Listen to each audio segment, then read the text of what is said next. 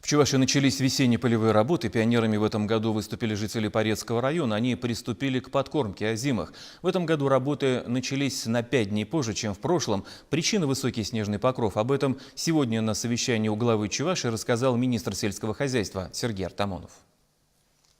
В настоящее время посевы озимых зерновых культур, освободившиеся из-под снега, находятся, к сожалению, в плохом состоянии в связи с осенней засухой, отставанием в развитии и выприванием.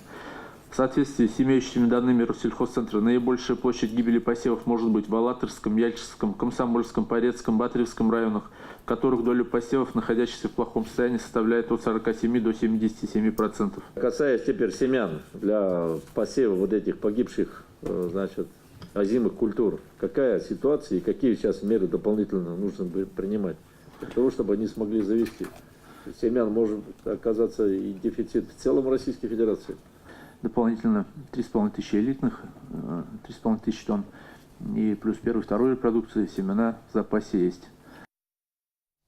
Ситуацию с озимыми будут внимательно отслеживать. Всего в этом году в Чувашии планируют засеять 540 тысяч гектаров земли. Основную часть площадей дадут под зерновые и зернобобовые культуры. Сейчас в хозяйстве продолжает поступать минеральные удобрения. Аграрии пока обеспечены именно 50% от потребности.